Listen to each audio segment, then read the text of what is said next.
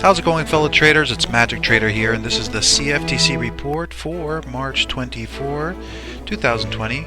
Here's a brief snapshot of the positions held by the institutions as of that date. And so let's begin by taking a look at gold. Alright, so what do we have here with gold? So remember, this data represents this candle here dropping down. And what was taking place was we see very little movement in terms of long positions, but we do see a decrease in short positions. Bottom line is, let's focus on what we see here. Okay, the last few weeks they've been cooling off their short positions. Now, why is that? Now, we've been talking about this for quite some time. All right, when price is so overly leverage to the long side with in terms of positions, what we typically see is they will take profits, which is exactly what we've been seeing here, from 408 now down to 317,000 long positions, and then they don't even focus on shorts. Okay, this is not a time for them to be focusing on short positions. If price was to eventually come down here, it's not going to do that quickly. All right, it's going to stay up here until they offload a reasonable amount of their long positions, and then they'll start accumulating shorts later on. So we're not seeing that right now, and nor should we start to see those accumulation of short positions just yet. All right, shorts are cooled off, profit taking, which is exactly what we've been expecting for many weeks now. All right, and so we see the push down and now back up. So everything is in line with what our expectations have been. Now we take a look at oil. What do we see with oil? They increase longs and then they increase some shorts, and that came as price was dropping straight down. Okay, so they are still bullish. If you take a look here, they were extremely bullish here, but they're still bullish right now. Price is hitting demand, and we are expecting to see a move to the upside. But it hasn't happened yet, and so we're waiting for the right signal to be produced. Bottom line is, they added longs with this push down, and they also added shorts. So interesting to see how things are going to play out with oil. Now we look at the US dollar. We have both longs and shorts very cooled off. We detailed the reasons for this in the Aruja report 2 weekends past. If we take a look at net positions, they are still bullish, but take a look at the position, the coloration of the cells here. Neutral. Okay, they are neutral. If they're neutral, we should be neutral. This is not a good time to try to get into a position. I detailed this in the latest Aruja report on exactly what it is we need to be waiting for in order to engage in this market. But if we take a look at the positions, look at all this. Neutral. Longs are neutral, shorts are neutral, total position size is neutral, coloration of the cells neutral. Not a good time to engage in the dollar right now. Aussie, we saw a big drop. Okay, remember when price was here, 116,000. Okay, or not price, but remember when short positions were at 116,000, which was all-time highs. Okay, and then the Australian bank cut interest rates, causing everybody to short the Aussie. And what did the banks do with this drop? They used the drop to offload their short contracts. Very smart. Okay, so now price was dropping. We see they reduced their longs, reduced their shorts. So it's too early to see any type of direction that they're going to start taking. But if you take a look here, they're below average size in terms of longs and below in shorts, and that makes complete sense based on the context of where price is on the charts. Okay, we do see that there's going to be a move to the upside. We detailed this in the last Aruja report. We were expecting a reversal, and that is exactly what we got here. Okay, so now let's move on to the US CAD. What do we see with the US CAD? Big decrease in short positions as price was rallying up very strongly. Not too surprising, right? Take a look here.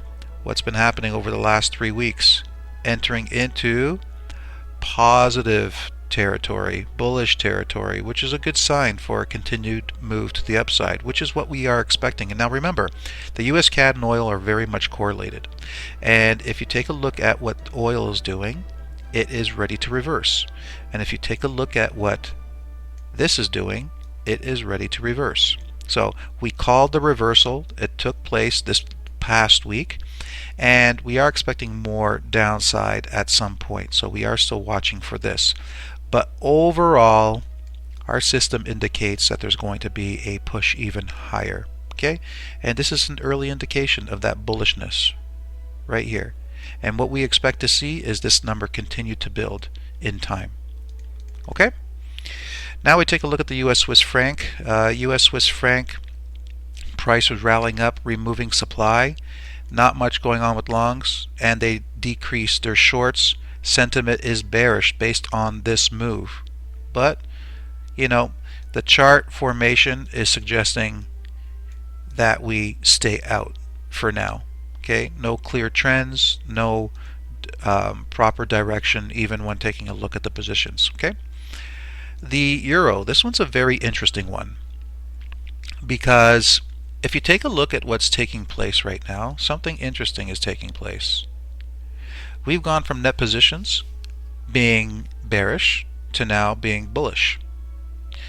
Alright, and if we take a look here, long positions increasing 147 to 152. That's not such a big deal because we were up in the 50s and 70s just recently. But look at short positions. Remember just recently where we were at? 271,000 short contracts. And then they closed them off. Look where we are now. Within 1, 2, 3, 4 weeks. Within 4 weeks, they managed to reduce their shorts from 271 to 91. Now, personally, I've never seen them be able to get out of such positions so quickly. But then again, we look at the big spikes in price due to the coronavirus scares and the cutting of the interest rates. A lot of volatility that's been coming into the markets lately. And so just like with the Aussie US dollar, they used that volatility to get out of their short contracts, and they did the same thing with the Euro US dollar. The only difference is with the Aussie, we are responding from some major demand. And on here, we are responding from demand, but it's of a different nature than what we were seeing on the Aussie. So very interesting that they'd use this time to offload those short positions. Now, if you take a look at when those short positions were accumulated, they were higher up on the charts. So they did take profits on short positions. They did a very good trade here. But now the question has to be, are they offloading those shorts in preparation for a bigger move up? Or are they offloading those shorts because they got in higher, they wanted to take profits, and now they're going to reaccumulate for another push lower? So tough to say.